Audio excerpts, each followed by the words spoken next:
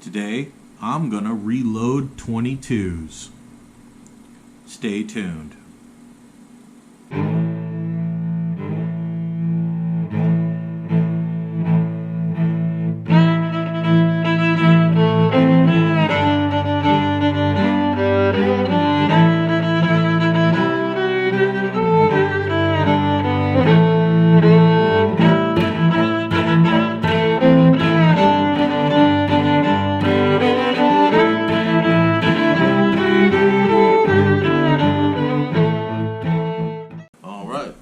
So I finished priming these and doing the scraping and everything, so now we're going to load these bad boys.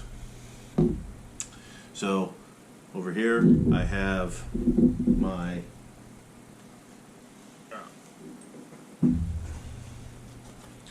Lee safety powder scale. Nice little scale. I'm actually very pleased with it.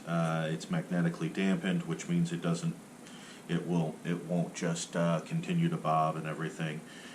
Very accurate, very easy to use. According to the instructions for the powder that I'm using IMR 700X. I need about 1.5 grains, and that should yield me 1417 FPS on these little 25 grain bullets. Basically, I'm making stingers. So now the instructions also said that this dipper is 0.7 and 0.4 respectively. So I have some of the gunpowder here, and I actually have the scale set for 1.5 grains. So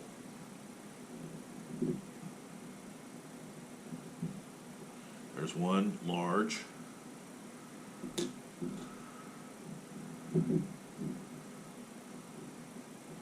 one small,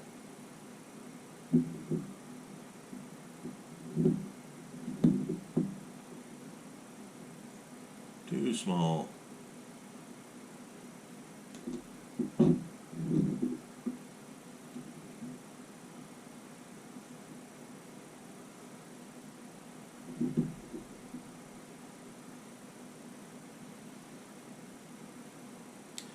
and that is almost dead on. So what I do is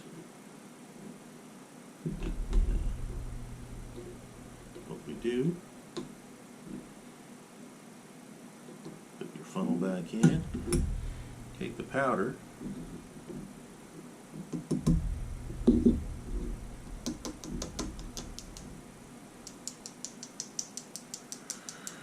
and you kind of have to do this tappy tap lift thing and everything, because this isn't a powder, these are actually like little itty bitty discs.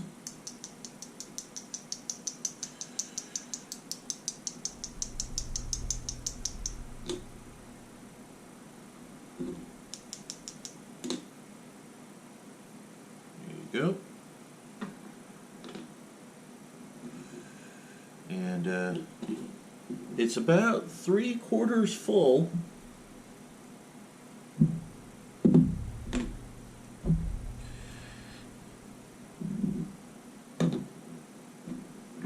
Now these are made from, I bought bullet lead ingots from my range.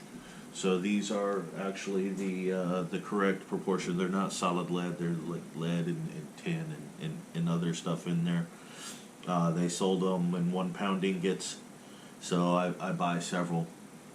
But you can use, I use a small propane camping stove and a stainless steel ashtray I got from Walmart to melt down the lead.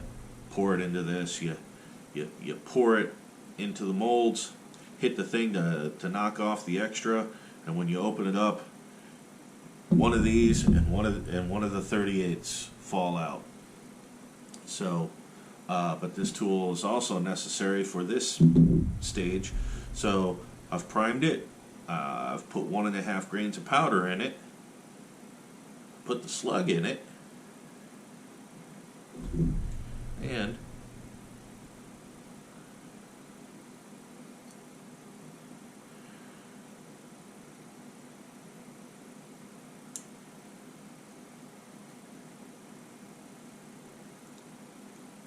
then I crimp it, and all that did was put that little shoulder crimp on there, and that's it. There is a reloaded 22 with a 25 grain slug on it. And what I'll do here, that's how easy it is. The priming is the most complicated part. As you can see, I'm barely using any. And you don't have to use the powder that they tell you to, as long as you know what you're doing. Any avid reloader is going to know what they're doing. So you can use pistol powders on this or what have you. It's just they give you the most common types. I chose 700, chose the powder I chose because not only is it obviously workable for 22 calibers, but it's also good for shotguns. So I have a 12 gauge buckshot mold for the same lead, and everything I'm using here I can use to reload 12 gauge buckshot, 9 pellet 12 gauge buckshot. So, and there we go. Same amount of gunpowder. You saw me measure it out. Same amount of gunpowder and everything. But this time, I'll throw one of these 38 grains on here. And what I'm looking to do is there's a small lip, a raised lip in here, and a cartridge fits if you bottom the case out just over that lip. And what this is doing is crimping the case around the slug, because obviously I can put the slug in and pull it out, and you know, I can back and forth.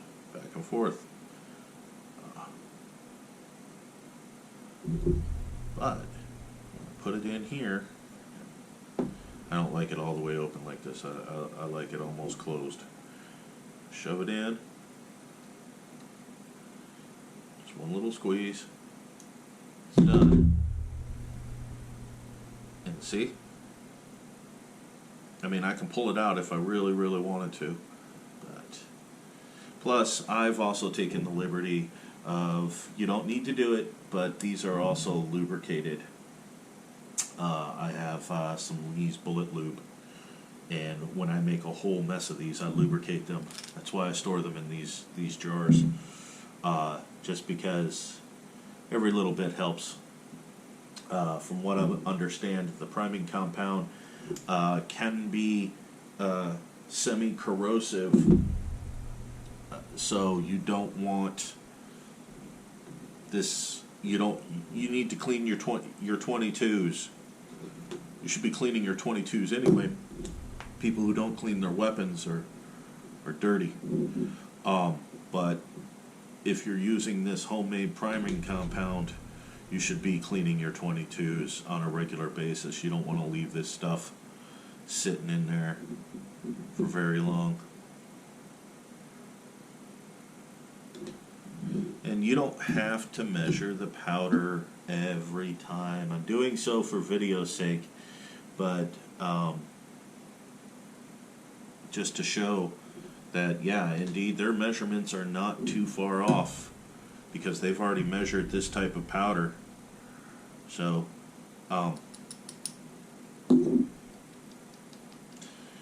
what I'd like to do when I'm doing the bulk stuff is I will just shovel it in, and every third or fourth round I will check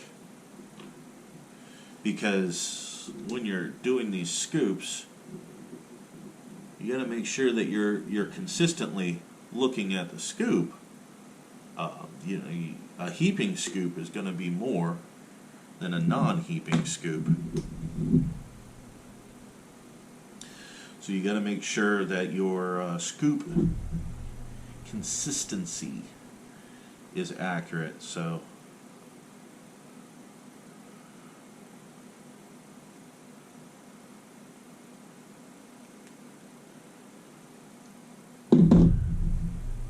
there. So that's 3 right there. 2 25s and a 38.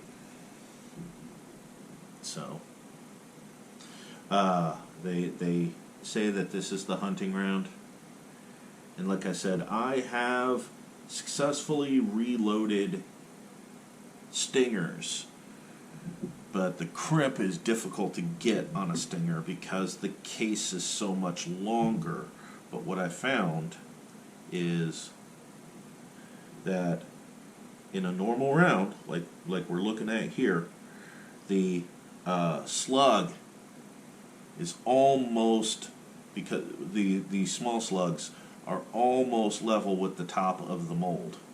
So I can use the guide there and drop a stinger round into that so that it bottoms out, and then I can crimp, and I'll get the crimp in the right spot on a stinger casing, even though a good portion of the casing is sticking out the back. This crimp is designed primarily for a standard .22 long rifle round. When you're dealing with stuff like stingers, that round is significantly longer. So it may not be as easy to get the crimp on there, especially with the 38 grain. But if you're doing stingers, you're doing for hunting. So yeah, that's what I found is literally I can just put the top over on it, drop the round in like that, make sure that the round is pushed all the way up against it, and then crimp, and I'll get the crimp right on the slug where it needs to be, so I can even reload stinger cases with this.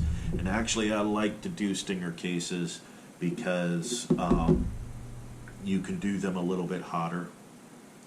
You can do them a little bit, you have a lot more casing. Like I said, in these, the way the powder is, it's almost up to the bottom of the slug. But in a stinger casing, it isn't. So you have a lot more room, a lot more experimentation too. So, two and two, and I just wanted to show you. So. There. Put the slug in. And I'm not even going to look. Just close the thing, open it, drop it in there, make sure it's pressed all the way up, crimp it. There you go. There's another 22 round.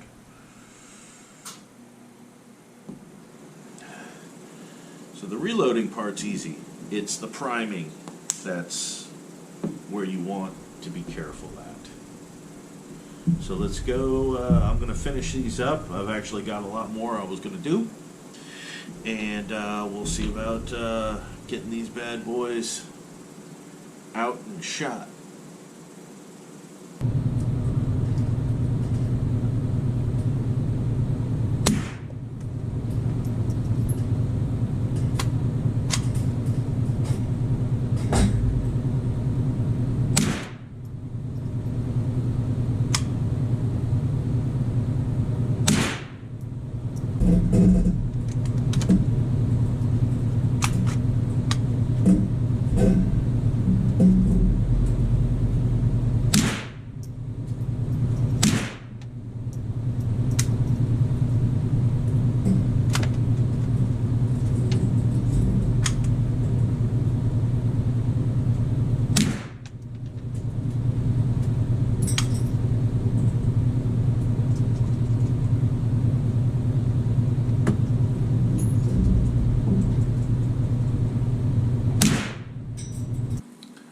Alright, so that was the reloading 22s. You may have noticed during the shooting segment that it looks like I had quite a few malfunctions during the actual shooting.